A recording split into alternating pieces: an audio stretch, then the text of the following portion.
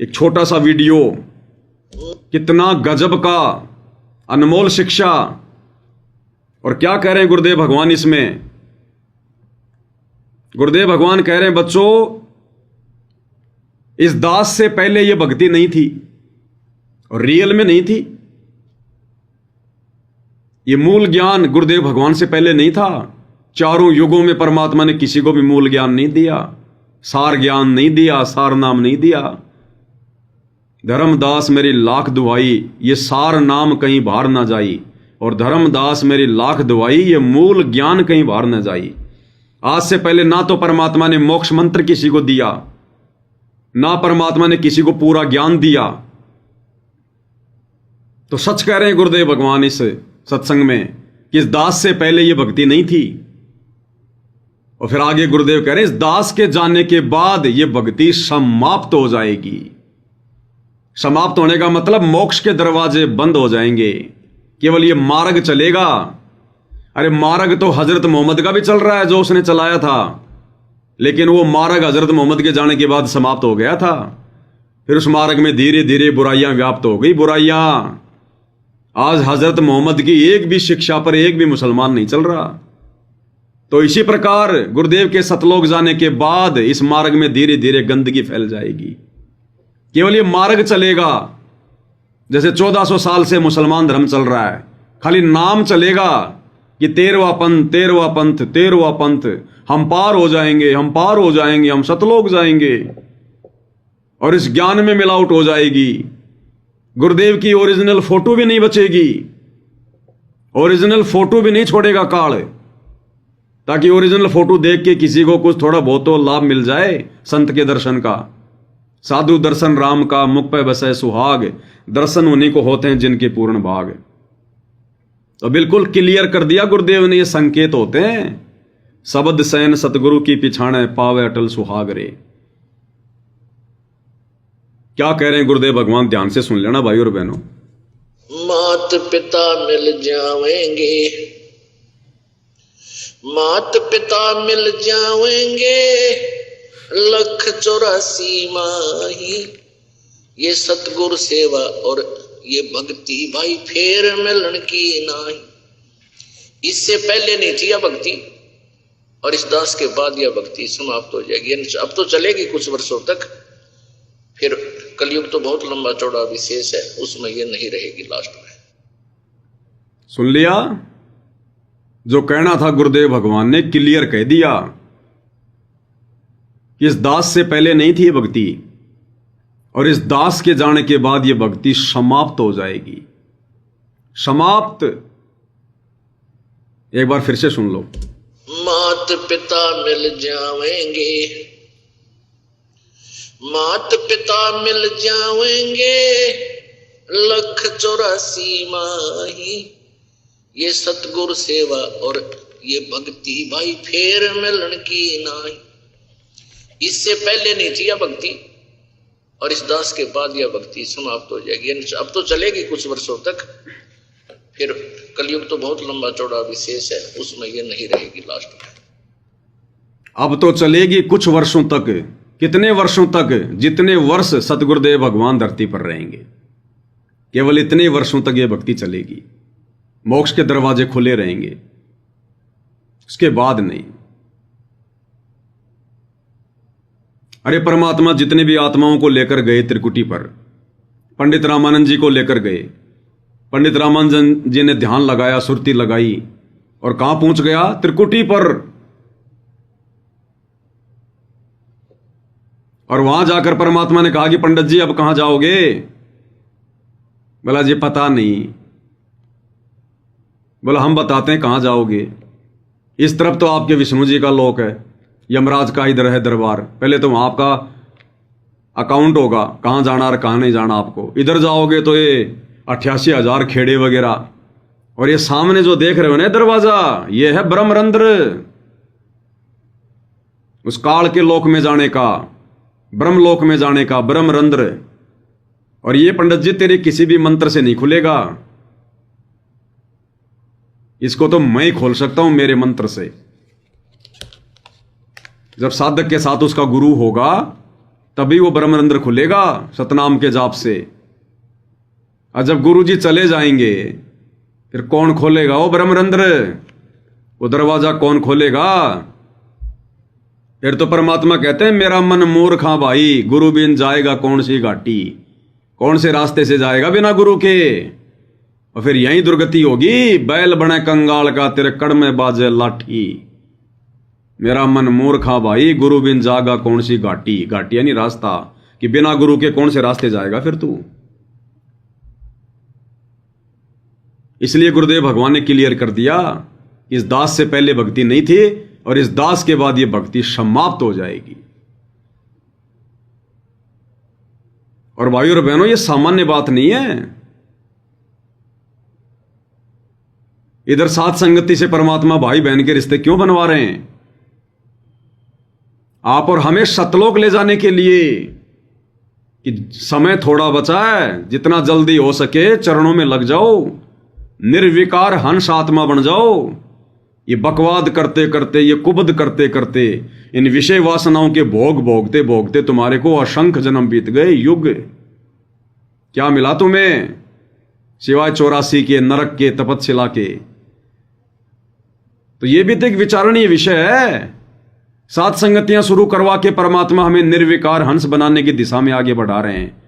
युवा युवा भगत भाई बहन, पति पत्नी के रिश्तों में से भाई बहन के रिश्ते में आ रहे हैं। और क्या एक जीव की औकात है क्या जो आपस में भाई बहन के रिश्ते कायम कर लेगा? यहां तो ब्रह्मा जी जैसे फेल हो गए, शंकर विष्णु जी जैसे फेल हो गए, बड़े बड़े ऋषि मुनि तपस्वी विश्वामित्र जैसे फेल हो गए। ये इतना आसान है क्या इस कामदेव के ऊपर विजय प्राप्त करना, कामदेव को शांत करना? और फिर भी हो रहे हैं, युवा अवस्था में हो रहा है, भाई बहन के रिश्ते कायम हो रहे हैं। कभी मन में कोई इच्छा भी नहीं होती कि हम पहले की तरह शारीरिक संबंध बनाएं। तो यह आशीर्वाद कौन बकस रहा है? हिसार जेल में बैठकर सतगुरु रामपाल जी भगवान, ये ग्रेस मारक हैं, उनकी विशेष मेहर आशीर्वाद।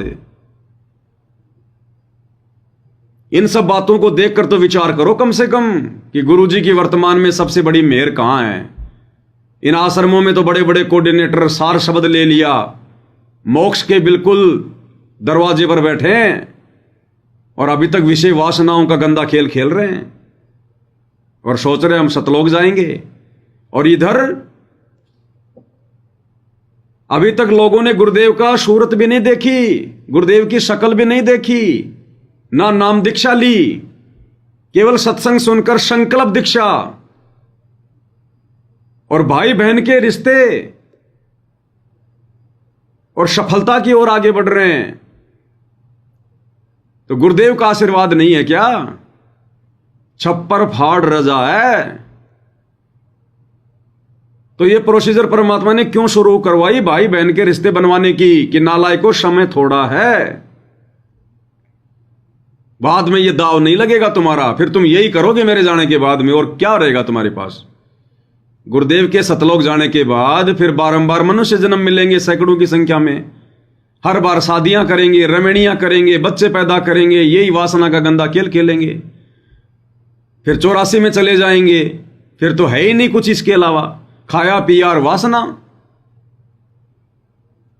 इसलिए गुरुजी इतना प्रयत्न करवा रहे हैं और इतना आशीर्वाद दे रहे हैं, इतने कम समय में अपनी गैर हाजिरी में, और भाई बहन के रिश्तों को सफल करवा रहे हैं गुरुदेव भगवान। कोई जबरदस्ती दूरी नहीं बना रहा, ज्ञान को आधार बना के अपने आत्म कल्याण के लिए चिंतित होकर। और जो रियल में मोक्ष प्राप्ति के लिए इतना संघर्ष करेगा, परमात्मा उसी को सफल करेगा। बाकी देखा देखी भाई बहन के रिश्ते बनाओगे, सफलता की ओर नहीं जा पाओगे। फिर हर प्रकार से मर्यादा में भी रहना पड़ेगा। सावधानी हटी, दुर्घटना घटी। ये ना सोचना कि गुरुजी ने हमारे अंदर से वो मैल ही समाप्त कर दिया, नहीं। ये ना सोचना गुरुजी ने हमारे 5 विकारी समाप्त कर दिए, रजोगुण का सिस्टम ही समाप्त कर दिया, नहीं। गुरुजी ने अभी तक कुछ भी समाप्त नहीं किया। गुरुजी ने केवल एक हल्की सी केवल हल्की सी एक वो चद्दर डाल रखी है, जैसे मकड़ी का जाल होता ना, केवल इतना सा आवरण डाल रखा हमारे विषय विकारों के ऊपर। प्याज को छीलते हैं, उसके ऊपर एक वाइट कलर की कितनी महीन सी पतली सी वो झिल्ली होती है। बस गुरुजी ने केवल उतना सा आशीर्वाद दे रखा है। जिस दिन ऊपर मुंह किया, बकवाद करी, कोई मर्यादा तोड़ी, कोई अहंकार उत्पन्न हुआ, ये विषय विकार अंदर शोले की तरह भड़क रहे हैं। परमात्मा कहते हैं जैसे अग्नि काष्ठ के माही, काष्ठ यानी लकड़ी, जैसे लकड़ी के अंदर आग है लेकिन दिखाई नहीं दे रही, माचिस लगा दो धधक धक धक के जलेगी। जैसे अग्नि काष्ठ के माही, है व्यापक पर दिखत नाही, ऐसे कामदेव प्रचंडा, व्यापक शकल दीप नौखंडा। ऐसे हमारे शरीर में ये कामदेव प्रचंड रूप धारण करके बैठा है, लेकिन गुरुदेव भगवान ने अपने आशीर्वाद रूपी जो वो है वो झिल्ली, वो इन विषय विकारों के ऊपर डाल रखी है, ढक रखा है। बस इतना सा बचाव किया गुरुदेव ने। स्थूल शरीर में नहीं करेगा परमात्मा, सारा सब कुछ निकाल के फेंक देगा पांचों विकार।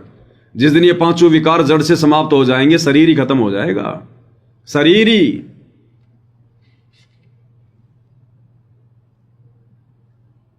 इन तीनों देवताओं के तीनों गुणों के ऊपर परमात्मा ने झिल्ली डाल रखी है।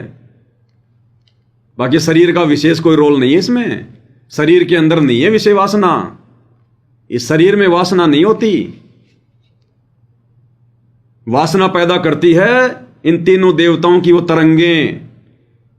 जिस प्रकार ये मोबाइल रहा, इसमें यूट्यूब भी है, इसमें फेसबुक भी है, और अगर वो तरंगे, वो टावर, इंटरनेट, अगर वो कनेक्शन इससे काट दिया जाए, इसमें नहीं चलेगा यूट्यूब, इसमें नहीं चलेगा फेसबुक, इंस्टाग्राम, चाहे कितना ही हो, कुछ भी हो ये। और जैसे इंटरनेट से जोड़ दिया जाएगा, तुरंत यूट्यूब भी चलेगा, दुनिया भर की खबरें, समाचार। तो ऐसे हमारा जो शरीर है ना, इसमें कुछ नहीं है सिवाय टट्टी पेशाब के। हमें जो प्रभावित कर रही हैं, विषय वासनाओं में जो फंसा रही हैं, ये ब्रह्मा विष्णु महेश की वो तरंगे, रजोगुण, शतोगुण, तमोगुण।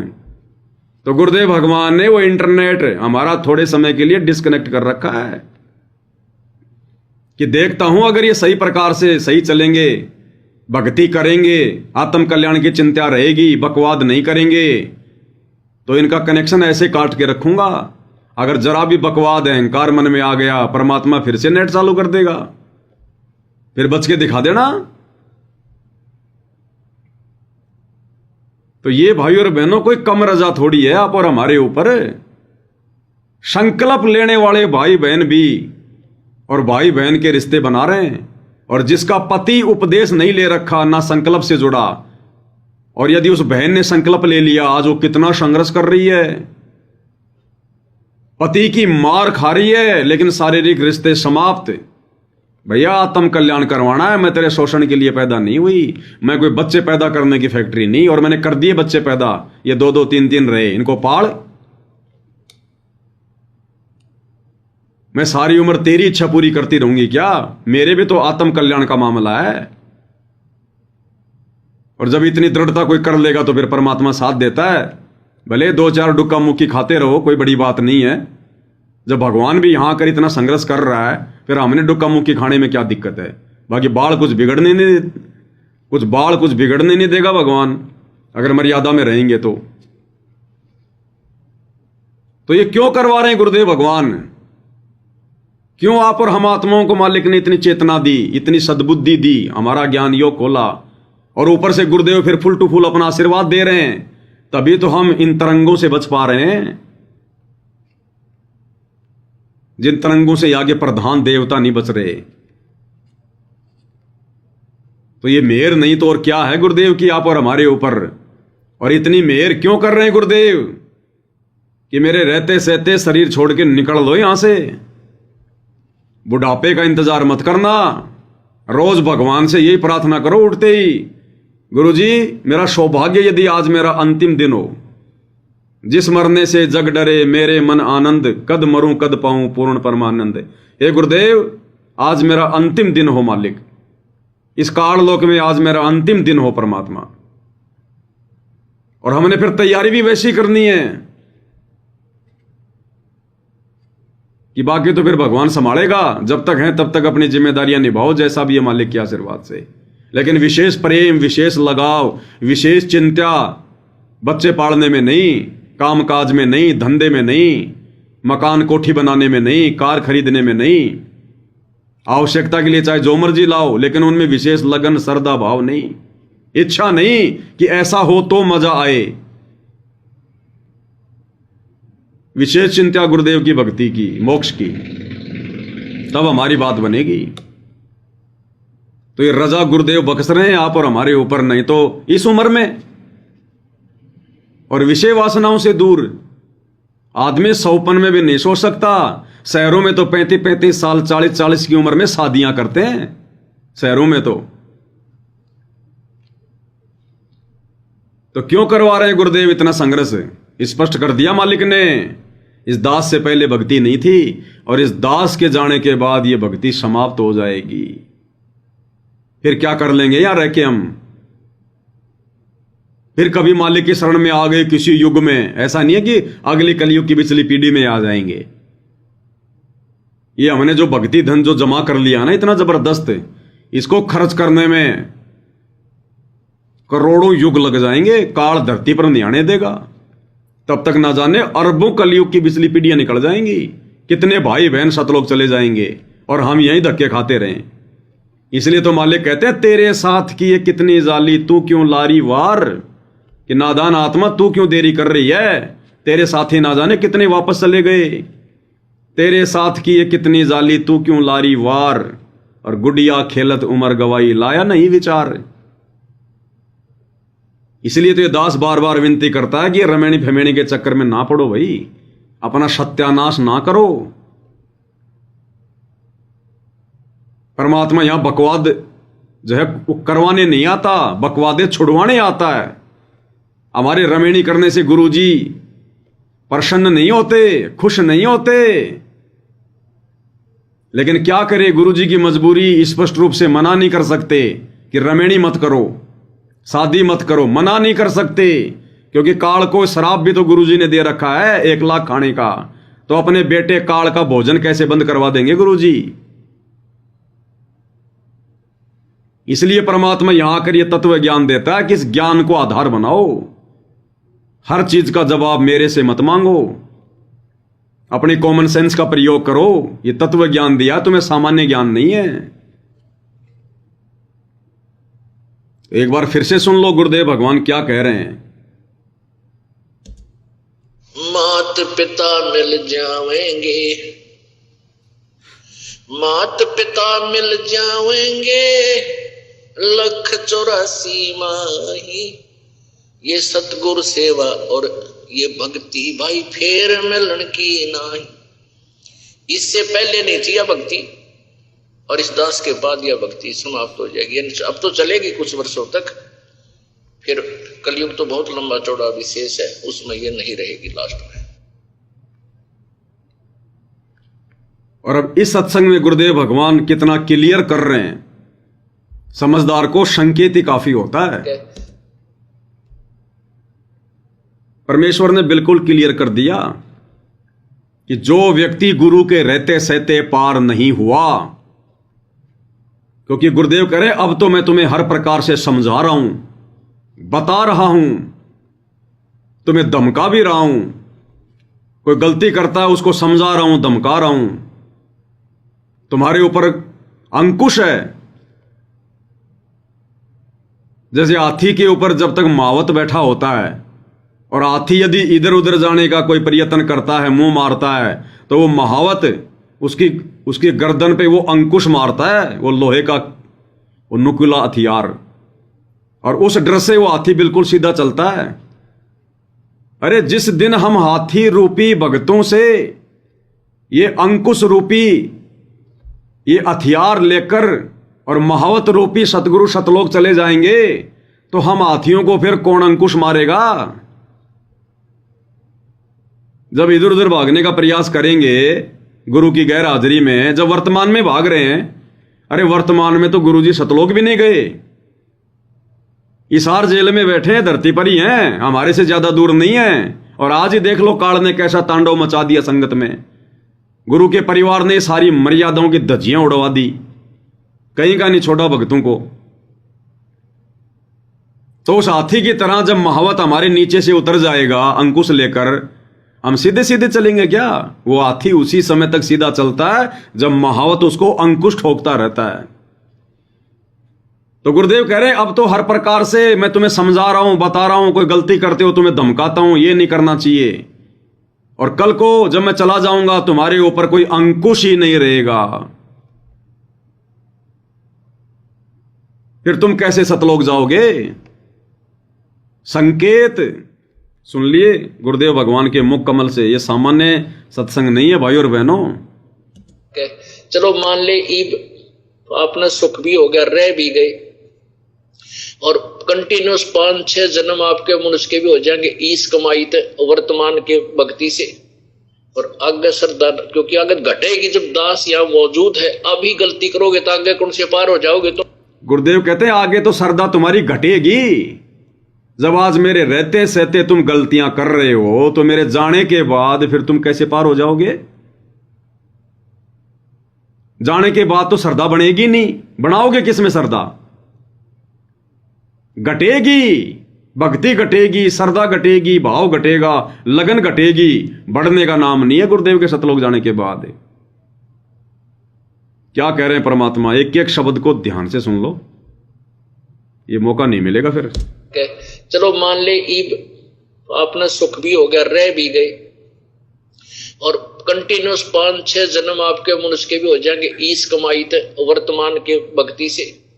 और आगे श्रद्धा, क्योंकि आगे घटेगी जब दास यहाँ मौजूद है। अभी गलती करोगे तो आगे कौन से पार हो जाओगे तुम? अब तो हर तरह से मर्यादा आपको समझाता हूं, ये बताता हूं, ये गलती मत करो, तुम्हें फाउल पॉइंट बताता हूं कि ये गलत, ये पॉइंट फाउल है, तेरा नाम खंड हो गया। तो अब भी जर रह जाओगे तो फिर आगे कैसे पार होगे तुम? तो अब भी जर रह जाओगे तो आगे कैसे पार होगे तुम? यानी जब गुरुजी सतलोक चले जाएंगे तब कैसे पार होगे? ये सामान्य बात नहीं कह रहे गुरुदेव भगवान। आप हमारी बुद्धि इन बातों को पकड़ नहीं पा रही थी। क्या कह रहे हैं परमात्मा एक एक चीज को? तुम जब ये दास चला जाएगा सतलोक फिर तुम पर अंकुश नहीं रहेगा। जब ये दास चला जाएगा सतलोक फिर तुम्हारे ऊपर अंकुश नहीं रहेगा। हाथी बिल्कुल स्वतंत्र हो जाएगा, अंकुश नहीं रहेगा। फिर काहे की मर्यादा, काहे की भक्ति, फॉर्मलिटी हो जाएगी, फॉर्मलिटी। जब ये दास चला जाएगा सतलोक फिर तुम्हारे ऊपर अंकुश नहीं रहेगा। क्या कह रहे हैं? से पार होगे तुम। जब ये दास चला जाएगा सतलोक फिर तुम पर अंकुश नहीं रहेगा, ज्ञान तो रहेगा, लेकिन कुछ ऐसी मर्यादा बन जाएंगी जो पुण्यात्मा बचपन से भक्ति अपने बच्चों को रंग में रंग देंगे, वो आने वाले समय में इतना जल्दी नहीं बिगड़ेंगे। और जो वर्तमान में बिगड़ जाएगा तो आगे गलती हुई पड़ी है स्थित है। तो इसलिए इस समय को ज्यादा नहीं बढ़ाना आपने। ये संकेत नहीं है, आदेश है गुरु जी का, निर्देश है, ये फाइनल फैसला है। ये हमारी बुद्धि इसको कितना कैच कर पा रही है ये बात अलग है। क्लियर कर दिया। हाथी से महावत उतरते ही हाथी फिर सीधा नहीं चलता। इसलिए परमात्मा सारा यत्न कर रहे हैं, प्रयत्न कर रहे हैं। हम जैसे नीचों के माध्यम से भी परमात्मा ये ढेर सारे वीडियो बनवा रहे हैं। ये कोई सामान्य बात है क्या भाई और बहनों? करोड़ों की संगत बताते हैं सतगुरु रामपाल जी की, करोड़ों की संगत है। ये वीडियो आपको किसी के भी मुंह से देखने को नहीं मिलेंगे, सुनने को नहीं मिलेंगे। ये कोई मनोरंजन नहीं, इनमें कोई फालतू की बकवाद नहीं, कोई बातें नहीं। टोटल गुरुदेव के ज्ञान आधार से मर्यादा बचाने वाली बातें, भक्ति बचाने वाली बातें, भक्तों को दृढ़ करने वाली बातें। क्योंकि ये साथ संगति से गुरुदेव का मिशन चल रहा है, गुरुदेव का ओरिजिनल मिशन, यथार्थ 13वां कबीर पंथ। यहां से आत्मा निकलेंगी सतलोक के लिए, इसलिए भगवान संदेश से दिलवा रहे हैं। जिन सत्संगों को हम हल्के में ले रहे थे, समझ नहीं पा रहे थे, अब गुरुदेव के आशीर्वाद से उस साथ संगति के माध्यम से हमारे दिलो दिमाग में डाले जा रहे हैं कि हम हंस बन जाएं, निर्विकार हंस। बगुला बनने से भी बात नहीं बनेगी, दिखावटी भगत बनने से भी बात नहीं बनेगी। क्लियर कर दिया, पूरा सत्संग सुन लो एक बार फिर से। चलो मान ले ईब अपना सुख भी हो गया, रह भी गए, और कंटिन्यूस 5-6 जन्म आपके मनुष्य के भी हो जाएंगे ईस कमाई थे वर्तमान के भक्ति से। और आगे श्रद्धा, क्योंकि आगे घटेगी जब दास यहाँ मौजूद है। अभी गलती करोगे तो आगे कौन से पार हो जाओगे तुम। अब तो हर तरह से मर्यादा आपको समझाता हूं, ये बताता हूं ये गलती मत करो, तुम्हें फाउल पॉइंट बताता हूं कि ये पॉइंट फाउल है, तेरा नाम खंड हो गया। तो अब भी जब रह जाओगे तो फिर आगे कैसे पार होगे तुम। जब ये दास चला जाएगा सतलोक, फिर तुम पर अंकुश नहीं रहेगा, ज्ञान तो रहेगा, लेकिन कुछ ऐसी मर्यादा बन जाएंगी जो पुण्यात्मा बचपन से भक्ति अपने बच्चों को रंग में रंग देंगे, वो आने वाले समय में इतना जल्दी नहीं बिगड़ेंगे। और जो वर्तमान में बिगड़ जाएगा तो आगे गलती हुई पड़ी है उससे।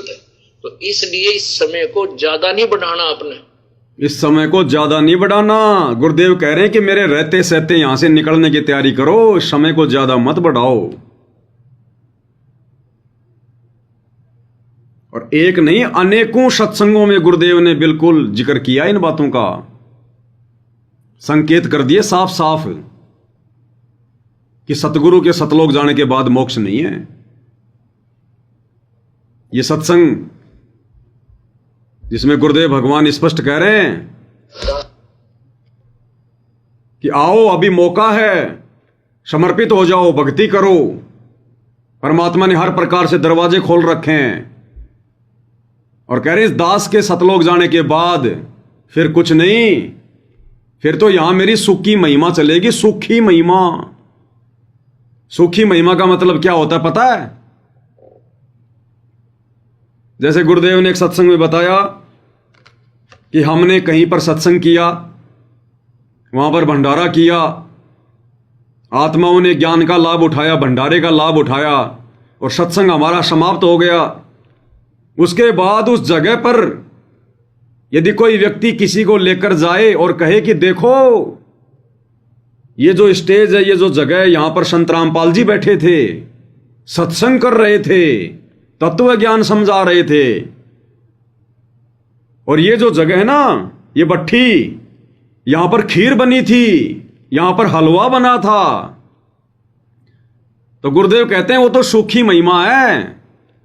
अब ना तो वहां पर संत रामपाल जी बैठे, ना वहां पर कोई तत्व ज्ञान दे रहा, और ना उस भट्ठी पर तुम्हें खीर मिलेगी। वो तो जब तक संत जी थे तब तक वो ज्ञान भी था और वो भंडारा भी था, वो खीर भी थी। अब उनके जाने के बाद तो भट्ठी भट्ठी रह गई, राख राख पड़ी है। अब वहां चाहे कितनी महिमा कर लो, वो सूखी महिमा है, वो लाभ प्राप्त नहीं हो सकता, वो खीर नहीं मिल सकती। अरे चावल की खीर तो कहीं भी खा लोगे बना के, गुरु जी के जाने के बाद भी। ये मोक्ष रूपी खीर ये नहीं मिलेगी। तो गुरुदेव कह रहे हैं फिर तो सूखी महिमा करेगी दुनिया, यानी सूखे ढोल पीटेगी, सूखे ढोल, फिर कुछ नहीं मिलना। अरे ढोलक बजाने वाला अगर किसी की शादी में या कोई प्रोग्राम में जाकर ढोलक बजाएगा तो उसको खाने को भी मिलेगा, उसको पैसे भी मिलेंगे। और वैसे रोड पे खड़ा होकर ढोलक बजाएगा, उसको देना कोई चवन्नी। तो सूखे ढोल बजेंगे फिर गुरु जी की महिमा। एक ऐसा महापुरुष था, धरती पर आए हुए थे, वो तो साक्षात परमात्मा ही थे, लोगों ने पहचाना नहीं। जैसे आज आप और हम भगत भाई बहन 650 साल पहले वाले समय की सूखी महिमा कर रहे हैं कि 650 साल पहले परमात्मा आए थे, 120 साल तक रहे, हमारे बीच में रहे, अपना ज्ञान दिया, फिर भगवान ने परीक्षा ली, सारे भगत फैल हो गए। अब करे जाओ सूखी महिमा। वो तो उस समय मोक्ष होना था अगर किसी का होता तो, या वर्तमान में वही भगवान चाहिए वैसा ही, तब मोक्ष होगा। तो वर्तमान में तो भगवान आया हुआ है, अब इनके चले जाने के बाद फिर दोबारा कहां से लाओगे? फिर तो दोबारा से शरीर रूप में कोई गुरु भी नहीं मिलने वाला। गुरुदेव ने मना कर दिया कि मेरे सतलोक जाने के बाद शरीर रूप में कोई गुरु नहीं होगा, केवल ये डीवीडी वीवीडी से नाम दिया जाएगा। तो 650 साल पहले जो गलती हुई तो हुई, उस भूल को तो आज हम वर्तमान में सुधार सकते हैं, क्योंकि आज वही कबीर भगवान फिर से गुरु रूप में धरती पर साक्षात है। और अब जब ये चले जाएंगे वापस, फिर दोबारा ये गुरु रूप में भी नहीं आने वाले। फिर क्या करोगे? इसलिए गुरु जी कहते हैं सुखी महिमा। क्या कह रहे हैं? के जाने के बाद दुनिया याद करा करेगी, दास के जाने के बाद दुनिया याद करा करेगी और इतिहास बनाए जाएंगे, लेकिन उसमें लाभ क्या होगा सुखी महिमा करने का? क्या कह रहे हैं गुरुदेव? दास के जाने के बाद दुनिया याद किया करेगी, इतिहास लिखे जाएंगे, लेकिन उस समय फिर लाभ क्या होगा सुखी महिमा करने का? क्या मतलब है इसका? कि गुरुदेव कह रहे हैं कि मेरे जाने के बाद मेरी महिमा करने का, ये सत्संग सुनने का, यही मंत्र जाप करने का फिर लाभ क्या होगा? अरे अगर सतलोक ही जाना है, गुरुदेव के सतलोक जाने के बाद भी आत्मा सतलोक जाएंगे हजारों साल, तो गुरुजी ये बात क्यों कह रहे हैं फिर कि फिर लाभ क्या होगा फिर उस समय मेरी सुखी महिमा करने का, यानी सूखे ढोल पीटने का? ध्यान से सुन लो। दास के जाने के बाद दुनिया याद करा करेगी और इतिहास बनाए जाएंगे, लेकिन उसमें लाभ क्या होगा सुखी महिमा करने का? दास के जाने के बाद दुनिया याद करा करेगी और इतिहास बनाए जाएंगे, लेकिन उसमें लाभ क्या होगा सुखी महिमा करने का? अब मौका है, आओ दास के पास उपदेश लो। दास को परमात्मा ने आपके लिए भेज रखा हुआ, जड़ी दे रखी है। ये सदा नहीं रहा करती, ये सदा नहीं रहा करते, ये सदा ये सतमार्ग नहीं चला करते। गुरुदेव कह रहे हैं सदा ये सतमार्ग नहीं चला करते। अब आओ, मौका है, वो जड़ी दे रखी है मुझे भगवान ने, अब लाभ उठा लो। ये मार्ग सदा नहीं चला करते। तो जिस दिन गुरुदेव चले जाएंगे ये सत भक्ति मार्ग समाप्त है, केवल मार्ग मार्ग चलेगा, सतयुग जैसा माहौल हो जाएगा, लेकिन मोक्ष के दरवाजे बंद। गुरुदेव कह रहे अब आओ, मौका है, लाभ उठा लो, ये मार्ग सदा नहीं चला करते। दास के जाने के बाद दुनिया याद करा करेगी और इतिहास बनाए जाएंगे, लेकिन उसमें लाभ क्या होगा सुखी महिमा करने का? दास के जाने के बाद दुनिया याद करा करेगी और इतिहास बनाए जाएंगे, लेकिन उसमें लाभ क्या होगा सुखी महिमा करने का? अब मौका है, आओ दास के पास उपदेश लो। दास को परमात्मा ने आपके लिए भेज रखा हुआ, जड़ी दे रखी है। ये सदा नहीं रहा करती, ये सदा नहीं रहा करते, ये सदा ये सतमार्ग नहीं चला करते। क्लियर कर दिया गुरुदेव ने, क्लियर। और एक नहीं, अनेकों सत्संग है भाई और बहनों, अनेकों। और ये कोई एआई से बनाए गए नहीं है। एआई से बनाने का ठेका तो काल प्रेरणा से गुरुजी के परिवार ने, सतलोक आश्रम वालों ने ले रखा है।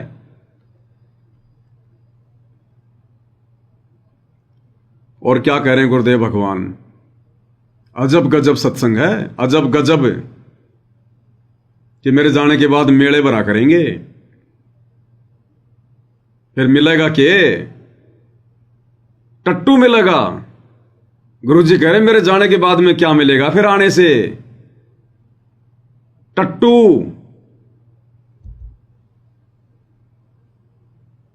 काम के काम आओगे यहाँ पे, पर ये जब आओगे जब ये उदास डालेगा। क्या कह रहे हैं गुरुदेव कि गांव के गांव आएंगे यहां पर, लेकिन वो जब आएंगे जब ये दास यहां से जालेगा। और फिर जाने के बाद फिर क्या मिलेगा? टट्टू मिलेगा। काम के काम आओगे यहाँ पे, पर ये जब आओगे जब ये उदास डालेगा। काम के काम आओगे यहाँ पे, पर ये जब आओगे जब ये उदास डालेगा। काम के काम आओगे यहाँ पे, पर ये जब आओगे जब ये उदास डालेगा। फिर मंडी बनाओगे, मंदिर काटेंगे, बेगन तार देंगे, फिर यहाँ के टट्टू होगा, कुछ भी नहीं होगा। अब संत चला जा, उसके जैसे वैद मर जा। अब जिंदा जब जीवित है, जब दवाई दो, नब्ज देखेगा, सारी विधि बतावेगा, तो बेड़ा पार होगा। और वो चला जा फिर पाछा से उसकी मूर्ति बना लो, छोटा मंदिर बना लो, घंटी बांध लो, वो तो लाभ नहीं हो सकता आपको। तो ये हमारे अंदर बाद में जागरण की आदत है। वर्तमान में जो जाग गए वो बहुत भाग्यवान और पुण्यकर्मी प्राणी है, सत्कर्म मानना। वर्तमान में जो जाग गए वो भागवान और बहुत ज्यादा पुण्यकर्मी प्राणी है, सत्कर्म मान लेना। तो वर्तमान में कौन जाग रहे हैं? सत्सेवक भाई बहन। पूरी संगत भी नहीं जाग रही, दुनिया का तो सवाल ही नहीं। गुरुदेव कह रहे हैं मेरे जाने के बाद में यहां पर मंडी बनाएंगे, मेले भरा करेंगे, लेकिन फिर क्या मिलेगा? यहां पर टट्टू मिलेगा, टट्टू। अरे अगर मोक्ष मिलता तो फिर गुरुजी ये क्यों कह रहे हैं कि टट्टू मिलेंगे? कहते हैं वर्तमान में जो जाग गया वो भगवान प्राणी है। जैसे वैद्य मर जा और वैद्य के मरने के बाद में फिर वो रोग का इलाज नहीं हो सकता। वैद्य मर गया, हॉस्पिटल भी है, एक आधा कोई आश्रम भी रहेगा, हॉस्पिटल में वो सामान भी है, गोली दवाई और वो ऑपरेशन करने के औजार। तो आश्रम भी रहेगा, ये डीवीडी भी रहेगी, ये नाम भी रहेगा, ये ज्ञान भी रहेगा। अगर डॉक्टर नहीं है तो फिर विधि कौन बताएगा? विधि। चलो तुम प्रथम नाम ले लोगे, सतनाम ले लोगे, सार नाम भी ले लोगे, अरे सार शब्द की विधि कौन बताएगा? सार शब्द कौन देगा? वो डीवीडी में नहीं मिलता। इन आश्रमों में तो ड्रामा चल रहा है सार शब्द के नाम पर। ओम सोहम सत्य कबीरा, ओम सोहम सत्य कबीरा, 1 लाख रुपए दो और ये फर्जी सार शब्द लो। वो सार शब्द तो गुरु देगा, वो विधि गुरु बताएगा। और जब गुरु ही नहीं होगा, वैद्य ही नहीं होगा, तो ऑपरेशन कौन करेगा? औजार पड़े रहेंगे यहां पर ही। फिर से सुन लो एक बार क्या कह रहे हैं परमात्मा।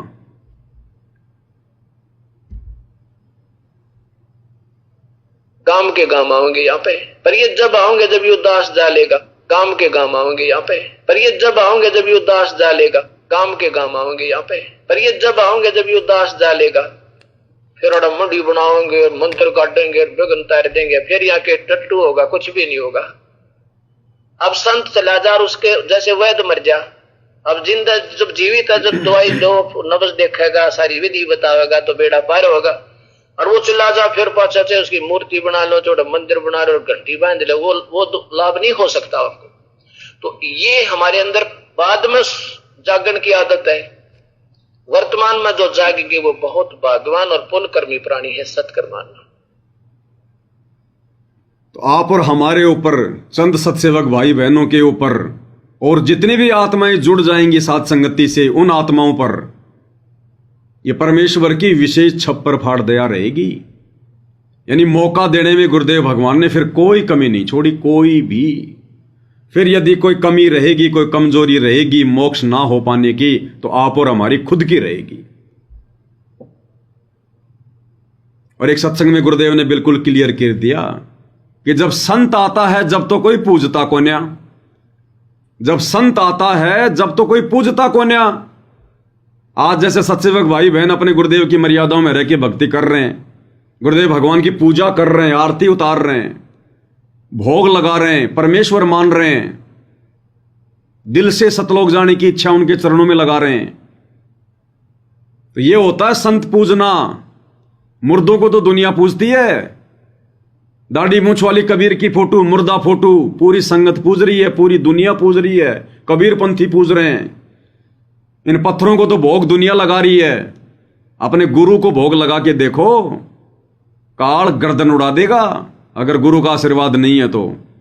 अपने गुरु की आरती उतार के देखो, काल चोटी उखाड़ देगा अगर गुरु का आशीर्वाद नहीं है तो। ये आश्रम वाले भाई बहन लाखों की संख्या में है, एक भी माई का लाल देखे बिना साथ संगति से जुड़े अपने गुरु जी की आरती उतार के दिखा दो, अपने गुरु जी को घर पर भोग लगा के दिखा दो जैसे हम लगा रहे हैं।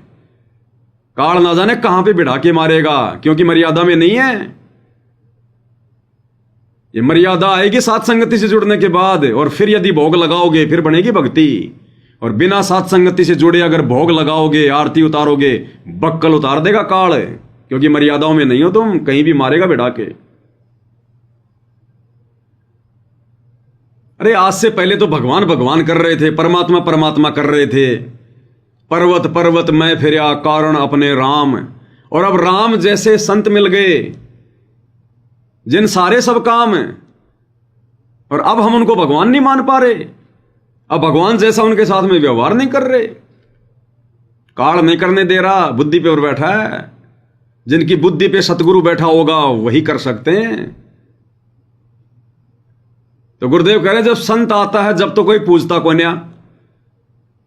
अपने लिए कह रहे हैं, क्योंकि आगे गुरुदेव कह रहे हैं मेरे मरिया बाद में मेरी मंडी बनाओगे, बेगम तार देंगे, फिर क्या मिला गाड़े, कुछ नहीं। तो अपने लिए कह रहे हैं गुरुदेव कि संत आता है जब तो कोई मानता को नहीं, कोई पूछता को नहीं। देख लो आज कितने लोग अपने गुरु जी की पूजा कर रहे हैं।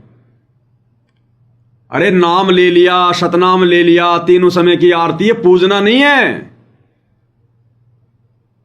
ये सतलोक आश्रम से जुड़े भाई बहन सोचे हम तो गुरु जी की पूजा कर रहे हैं, भक्ति पूजा में आती है। नहीं, असल में पूजा तो तुम दाढ़ी मूंछ वाली उस कबीर की मुर्दा फोटो की कर रहे हो। इन आश्रमों में भोग लगाते समय 7 दीपक के साथ में, 5 दीपक के साथ में तुम आरती किसकी उतार रहे हो? अपने गुरु की या दाढ़ी मूंछ वाले नकली कबीर की?